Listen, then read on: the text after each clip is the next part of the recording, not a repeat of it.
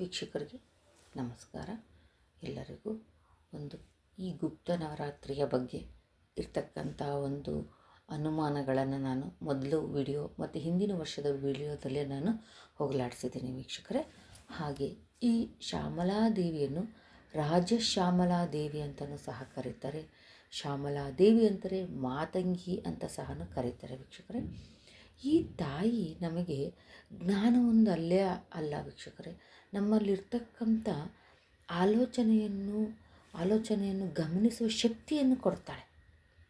ಸುಮ್ಮನೆ ಈ ಆಲೋಚನೆ ಮಾಡಿ ಬಿಟ್ಬಿಡ್ತೀವಿ. ಅವನ್ನು ನೀನು ಗಮನಿಸು. ನೀನು ಏನು ಆಲೋಚನೆ ಮಾಡಿರ್ತಕ್ಕಂಥದ್ದು ಒಳ್ಳೆಯದಾ ಕೆಟ್ಟದ್ದಾ, ಅದನ್ನು ಹೇಗೆ ನಾವು ಮುಂದುವರ್ಸ್ಕೊಂಡು ಹೋಗಬೇಕು ಅನ್ನೋದನ್ನು ಆ ತಾಯಿ ನಮಗೆ ಗಮನಿಸೋ ಒಂದು ಶಕ್ತಿಯನ್ನು ಕೊಡ್ತಾಳೆ. ಹಾಗೆ ಯಾರಾದರೂ ನಮಗೆ ಕೆಟ್ಟದ್ದು ಮಾಡೋದಕ್ಕೆ ಇಷ್ಟಪಡ್ತಾ ಇರ್ತಾರೆ. ಕೆಲವೊಬ್ಬರು ಸ್ವಭಾವ ಅದನ್ನು ಈ ತಾಯಿಯ ಒಂದು ನಾವು ಆ ನವರಾತ್ರಿ ಆಗಲಿ ದಂಡಕ ಆಗಲಿ ಅಷ್ಟೋತ್ತರಗಳನ್ನು ಮಾಡ್ತಾ ಪೂಜೆ ಮಾಡ್ತೀವಿ. ಈ ಒಂದು ನವರಾತ್ರಿ ಟೈಮಲ್ಲಿ ಅಂತ ಅಷ್ಟೇ ಅಲ್ಲ ವೀಕ್ಷಕರೇ, ಈ ಒಂದು ಶ್ಯಾಮಲಾ ದಂಡಕನೇ ಆಗಿದೆ. ಅಂಥ ಪೆದ್ದನಾಗಿರ್ತಕ್ಕಂಥ ಮಹಾಕವಿಯಾಗಿರ್ತಕ್ಕಂಥ ಕಾಳಿದಾಸನಿಗೆ ಒಂದು ಅಕ್ಷರ ಜ್ಞಾನವನ್ನು ಕೊಟ್ಟಿರ್ತಕ್ಕಂಥ ಈ ಮಹಾತಾಯಿ ಮಾತಂಗಿ ರಾಜಶ್ಯಾಮಲಾದೇವಿ ಈ ಆಲೋಚನೆಗಳು ಮಾಡಬೇಕು ಅಂತ ಅನ್ನೋರು, ಕೆಟ್ಟದಾಗಿ ಮಾಡಬೇಕು ಅನ್ನೋರು ಅಲ್ಲಿಯೇ ತಡಿತಾಳೆ. ಅವು ನಮ್ಮ ಹತ್ರಕ್ಕೆ ಬರೋದಕ್ಕೆ ಸಹ ಬಿಡಲ್ಲ ಆ ಮಹಾತಾಯಿ.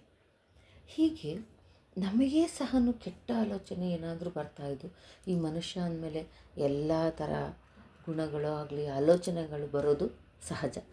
ಆ ಆಲೋಚನೆಗಳನ್ನು ಬರದ ಹಾಗೆ ಶುದ್ಧ ಸ್ಫಟಿಕದ ಹಾಗೆ ಆಲೋಚನೆಗಳು ಬರೋ ಹಾಗೆ ಆ ರಾಜಶ್ಯಾಮಲಾದೇವಿ ಮಾಡ್ತಾಳೆ.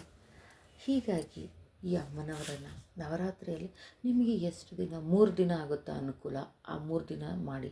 5 ದಿನ ಆಗುತ್ತೋ 5 ದಿನ ಮಾಡಿ. ಅಷ್ಟೋತ್ತರ ಸಹ ಬಿಟ್ಟಿದ್ದೀನಿ.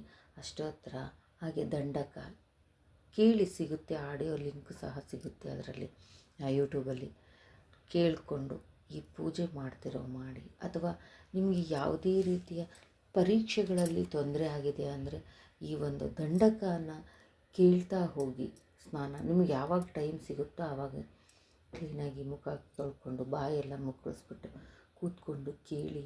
ಆ ಬುಕ್ಕು ಸಿಕ್ಕರೆ ಆ ಇಟ್ಕೊಂಡು ಓದ್ತಾ ಕೇಳ್ತಾ ಅದ್ರ ಜೊತೆಗೆ ನೀವು ಹೇಳ್ತಾ ಹೋಗಿ ಪ್ರಾಕ್ಟೀಸ್ ಆಗುತ್ತೆ ಅಂತ ಹೇಳ್ತೀನಿ ವೀಕ್ಷಕರೇ.